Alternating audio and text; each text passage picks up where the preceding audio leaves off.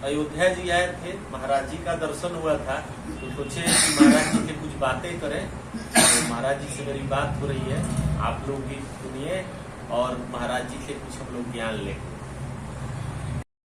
आवाज वो होती है कि अपनी सांसें तीव्र हो जाती है और दिल ज्यादा तेज धड़कने लगता है, तब वो आत्मा उस कार्य को करने से रुकती है, क्योंकि वो परमात्मा का अंश होने के कारण परमात्मा कभी नहीं चाहेगा कि अपना भक्त कभी गलत रास्ते पे जाए।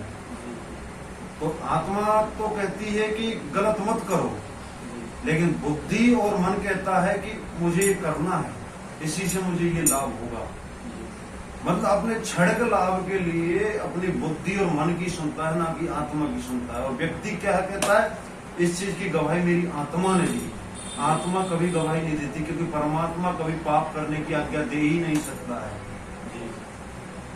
पाप करने की आज्ञा देगी तो आंखें दिलवाती हैं, आंखों के बाद मन और बुद्धि दिलवाती है, हृदय कभी नहीं दिलवाता है। आत्मा कभी नहीं दिलवा सकती इस चीज को। अच्छा, लोग कहता है कि आत्मा को देखे नहीं। आत्मा को देख कैसे सकते हो?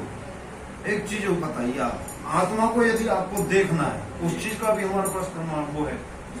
जैसे आज सुबह आप जागे, जागने से लेकर आपने शाम तक क्या क्या कर्म किए, और उस कर्म को आप शाम को विश्राम करते समय मंथन करो, और आत्मा से मंथन करो, तो आपको दो फाड़ चीज मिलेगी। आपने क्या अच्छा किया, क्या बुरा किया है, वो आत्मा दोनों को अलग अलग करके रख देगी कि हमने ये अच्छा कार्य किया था, ये गलत कार्य किया, क्या आज के बाद हमें नहीं करना। अगर आप लगातार 10-20 दिन इसका अभ्यास करोगे तो आपको अनुभूति होने लग जाएगी, यार हम बुरे कर्म ज्यादा कर रहे हैं, अच्छे कर्म कम कर रहे हैं।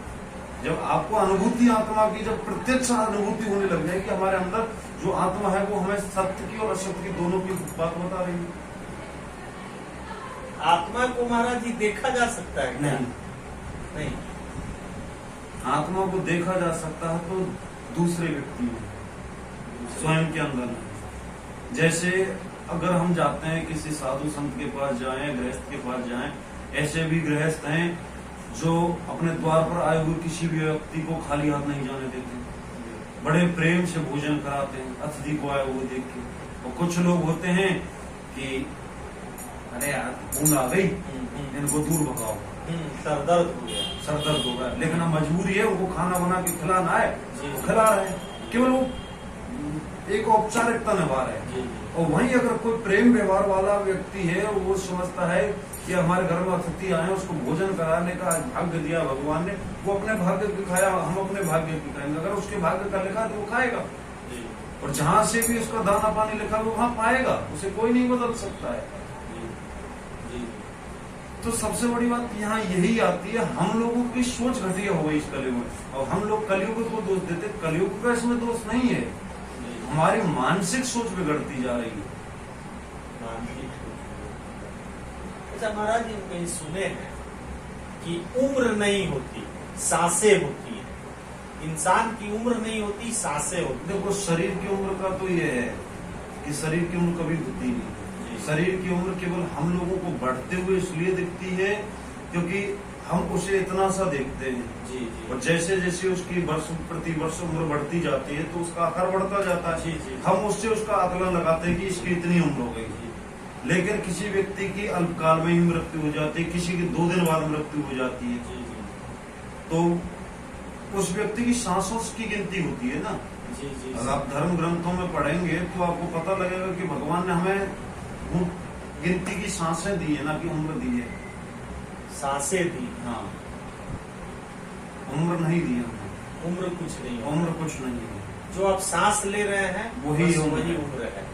सांस किसी व्यक्ति को इतनी उम्र दी है कि वो 100 वर्ष तक वो सांस लेगा, तभी जाके खत्म होगी।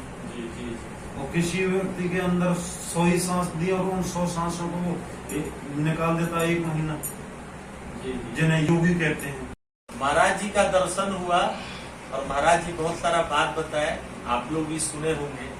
ये बात सत्य है। राजन जी का एक भजन हम सुनते हैं कि जगत में कोई न परमानेंट, परमानेंट रहना हो तो सत्संग करो या संतों के पास बैठो।